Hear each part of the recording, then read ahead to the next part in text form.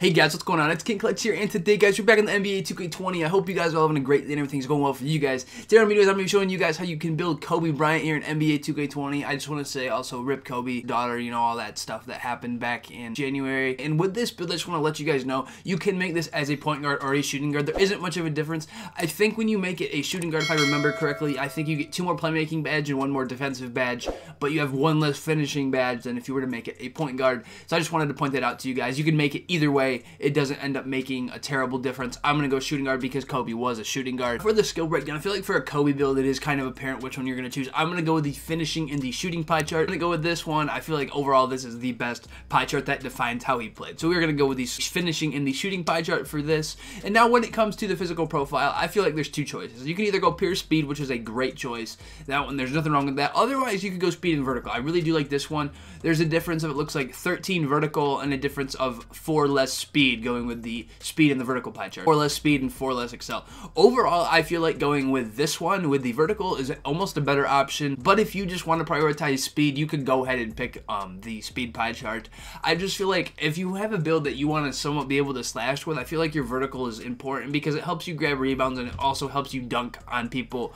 I feel like it almost has somewhat of an effect on your stamina as well. You're able to jump more times and not be as tired the higher vertical you have. I don't know if that's true. I'm kind of just pulling that out. I don't know if that's legitimate. I kind of feel like it might have something to do with it, but I'm going to go with this one here. But again, you could easily go with these pure speed pie chart if you'd like. But we're going to go speed and vertical. This potential for these attributes, I'm going to go to max's close shot, this driving layup, and this driving dunk, and I'm going to take this close shot down to a 89. They'll give us 14 finishing badges there. We want to keep as many of those as we can. Now, what I'm going to do with these shooting stats is we're maxing all of these out. That's a no-brainer. You can mess with the, you really can't mess with these without tanking anything besides your 3-point shot or your mid-range, and obviously those you're not going to want to lower.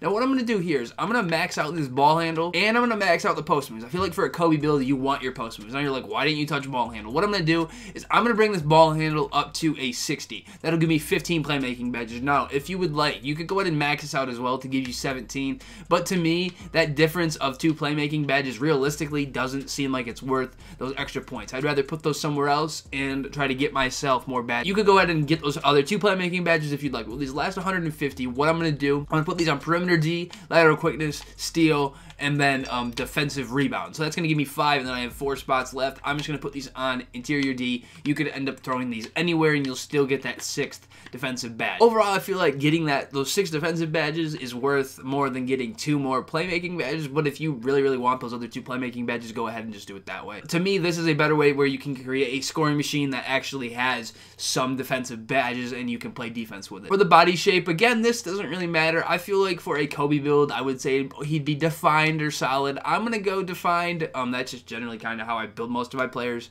I just almost like the way it looks. We're going to go with that one, but you could really pick whatever body shape you'd like. It just comes down to personal opinion. Now for the height, Kobe is listed as 6'6". I've heard some people say he's like 6'5" without shoes, 6'4 3/4 without shoes, but he's 6'6" with his shoes. I'm going to make this build 6'5". I feel like overall that inch of height isn't worth tanking a little bit in speed and my driving dunk. The driving dunk is a key thing for this build. I want to be able to get contact dunks as quick as possible. So this way we can still hit it. We can still hit our 85 driving dunk at a 97. So overall I feel like this is the better choice instead of having to wait till like 98 or 99 to get your driving dunk being 6'6". And you just take a pretty big hit in your ball handle. So to me, I feel like that inch of height isn't worth it. I would say just make this build 6'5". I feel like that's the better overall way to do it. When it comes to his weight, guys, Kobe was listed online as 212. I'm not going to go 212 though. Realistically, I feel like if you're going to go in the positive section for weight, I would almost go, it looks like 209 because there you're only losing vertical. You go any higher, you lose more excel. What I want to do is I'm actually going to take it down a little bit up until it looks like 201 because see at 201 we get a +1 to our lateral quickness and we get a +1 to our excel. We don't lose anything, so you might as well go 201. I feel like, I know it's an 11-pound difference, but to me, I'm not really, I want to create a better build than putting it at his legitimate weight, so we're going to go with that. So for his wingspan, guys, when I looked it up online, it said his wingspan was 6'11", which is 83 inches when I calculated it out. But I feel like for this build, making the wingspan 83 inches, you can't make it exactly 83. The closest you could get is 82.6 or 83.5. Realistically, I feel like making the wingspan a little bit bigger for this build isn't as good of an idea. what you could do is leave it in the middle, but personally, what I would do is just take it to this 80.7 because you're getting a +1 to your mid-range and your 3-point, your ball handle, and your post moves. You're losing 1 to your steal, but a 74 steal is still plenty high. I feel like if you're going to do anything with the wingspan, I would personally leave it in the middle, or I would go to this 80.7. That's just me. I probably would not go 82.6. Realistically, you can. Any of these three here, this 80.7 or this 82.6, I feel like are good options for this wingspan. I'm going to go 80.7. Again, you could pick the other ones, but I feel like this one is probably the best overall wingspan. It's not too small, and it's more towards the middle, but you're getting some positives with it, so we're going to go with that. For the takeover, we're going to get 3 choices: shot creating, spot up shooter, or slashing. Now, when it comes to Kobe, realistically, I feel like there's 2 options, and I would say shot creating or slashing. Personally, I'm going to go slashing just because this takeover this year is overpowered. Picking slashing takeover is the best move in the game when it comes to getting your takeover. It's pretty much the easiest one to get besides defensive takeover. Playmaking takes pretty easy to get as well. But slashing takeover, when you get it, it helps you with a multitude of stats, all your athleticism stats, your speed, your vertical, your driving, dunk, all that kind of stuff. And it's pretty overpowered. You can pretty much dunk over anybody when you have it. So I feel like overall you should go slashing take, but I guess maybe if you wanted to create something that's maybe more similar to older Kobe, you could say shot creating, but number 8 Kobe, I would say slashing. But realistically, you could pick either or. Shot creating takeover, in my opinion, it is not really a good takeover to choose. It's kind of hard to get. It just takes a lot longer. You could easily just pick slashing takeover, and it's a fun one to play with. And I feel like overall, it's the best takeover in the game. So I'm gonna go with that one. But I would say realistically, you can pick any of them. I'm just gonna go slashing. So for the build here, you can see we are going to get a scoring machine similar to Shai Gilgeous-Alexander, James Harden, and Kobe Bryant here. I really do like this scoring machine build. You see it every once in a while. It's not like extremely uncommon, but it's more uncommon than it is common. You really don't see it very often. Overall, I like this build a lot. I'm going to go ahead and show you guys the badges that I would throw on this build. First, I'll go ahead and show you these defensive badges. What I'm going to do is I'm going to put Clamps on silver and Intimidator on silver. We only have 6 defensive badges, which isn't a lot to choose from.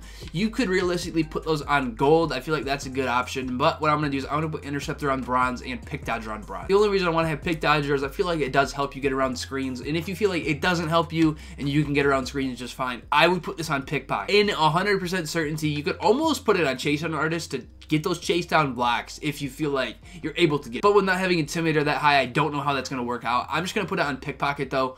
I would say you could put this, you could really put it on Interceptor too, but I'd say think about putting Pick Dodger or Pickpocket just to have it. Either of those would work, and depending on who you're playing with, realistically, you could just leave Clamps and Intimidator both on gold. If I give you guys a few more options, it can help you decipher which badges to pick. Really something I would do, I would suggest trying Interceptor, Pick Dodger, or Pickpocket. When it comes to these playmaking badges, guys, I'm going to put Quick First Step on gold and Handles for Days on gold, as well as Space Creator on gold. I feel like those 3 generally, for guard builds, those are no-brainers. You're going to want them. I really don't feel like there's many arguments you can make against those. Space Creator especially, you can shoot some step backs and things. You definitely might want to look into that. Now I'm going to put Bailout on bronze. I feel like Bailout, having it on bronze at least, is worth it to me. It definitely works, and you have a better chance if you go out for a layup and it's contested, you can pass out. So I would say try it. I'm also going to put Post Spin Technician here on bronze Kobe. You know, he could do a lot of work in the post, so I'm going to put that on there. I feel like you might as well try, see if it works. If you're going to be posting people up, you could definitely do something with that. Now when it comes to these other badges, what I'm going to do is I'm going to put Downhill on bronze. I feel like Kobe could be quick in transition. You should at least try it, and Downhill does allow you to get a little bit more speed. I'm going to put Impeccable on bronze and Tight Handles on bronze. Those are the other 2 that I'd like, and realistically, I would say you could throw Stop and Go on bronze. Now you're like, why do you have 6 bronze badges?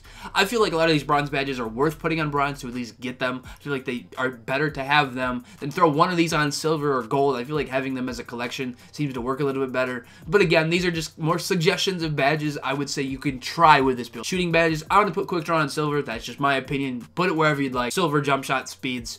But again, if you're used to gold or Hall of Fame, that's what you like to use, go ahead. Personally, again, as I've said in previous videos, I wish 2K would just take Quick Draw out of the game and just let us make our jump shot speed and the jump shot creator. I would love that so much better, just so you don't have to waste badge points on shooting badges that speed up your jump shot. To me, I feel like it's a waste of points. But regardless of the point, I'm going to put Range Extender on Hall of Fame. I feel like that is a no-brainer for a Kobe build. That is obvious. We're going to throw that on there. I'm also going to put Difficult Shots or Hall of Fame. We want to be able to hit those runners from anywhere on the floor, so we're going to put that on there. Now I'm going to put Catch and Shoot on bronze. I feel like Kobe should have Catch and Shoot, even though people claim he didn't pass. Catch and shoot is a badge I feel like you're going to want because you don't have the ball, you have a good chance of making it. Now, clutch shooter Kobe would have, that's honestly, yeah, obvious. Everyone knows that, but I'm not going to put it on because it's kind of a useless badge unless you're in rec, I feel like. I'm not going to add it. You can make an argument for it, though. Now, I'm going to put deep fades here on silver. Kobe did shoot some fadeaways, so we're going to put that on there. Now, I'm also going to put Deadeye on gold. You could easily throw that up to Hall of Fame if you'd like, but I'm going to leave it. Last 5 points, I feel like there is a few things you could make. When you're building a legitimate Kobe build, you can make an argument for a lot of these. You could put tireless shooter on here, you know, because he could shoot when he was tired. He'd play the whole game, go out there and score. I'm not going to put it on just because some of these badges for park builds are kind of pointless in my opinion.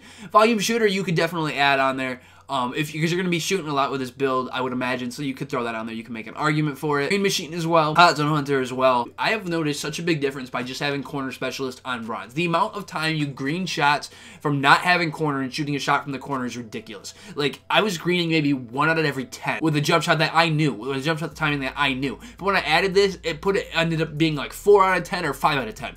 Just by adding bronze Corner Specialist. Again, if you don't shoot corner threes, don't put this on here. That's just what I would say. So with the last 4, I'm going to put Hot Zone Hunter on silver and Volume Shooter on silver. Now, if you'd like, you could throw Hot Zone Hunter on Hall of Fame if you have a bunch of hot zones. Put it on there. That's what I would do. But if you don't have as many, I wouldn't say put it as high. And then Volume Shooter, because you are going to be shooting a lot with this build. And again, Green Machine would be something you could throw on here. If you're consistently greening it, throw that on. I feel like Volume Shooter with this build, especially for a rec build, if you're playing within the rec, you're going to want this because you should be shooting a lot. When it comes to these finishing badges, I'm going to put, not consistent finisher, contact finisher on Hall of Fame. That is a no-brainer. That's obvious. Now with these last 7. I feel like generally for most builds, for guard builds, these finishing badges are the same. Giant Slayer on silver, Relentless on silver, Slithery on silver, and then I'm going to put Consistent on bronze. Now, really, you could throw this on Acrobat too, or even Back Down Punisher. If you're going to be shooting fades with this build, Back Down Punisher could be something you could think about. I'm going to put it on Consistent though. You could make an argument for Acrobat. Now, another thing you could do with this build to get your takeover even quicker is throw on Fast Break Finisher. That's another choice. If you want to continue to, get you, if you don't have your takeover booster, go ahead and throw that on if you feel like it's taking you too long to get your takeover. Or you could even throw on Lob City Finisher. I noticed sometimes, like, there's some games that are very inconsistent where I catch lobs. Some I catch them all the time, and they're good passes, and some that I don't. But you could throw this on bronze if you feel like you're having an issue catching lobs or timing them or whatever it may be. Hope you guys enjoyed this video, and if you guys want to see more NBA 2K20 player builds and 2K21 player builds coming up here soon, please subscribe to the channel, guys. But anyways, it's been King Clutch here. Hopefully you guys enjoyed the video. Anyways, have a great rest of your day, and peace out, guys. Thanks.